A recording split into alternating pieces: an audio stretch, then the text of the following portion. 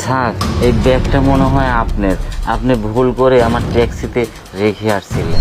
চাচা, আমার তো বিশ্বাসই হচ্ছে না যে এই ব্যাগটা আপনি আমাকে ফেরত দিতে আসছেন।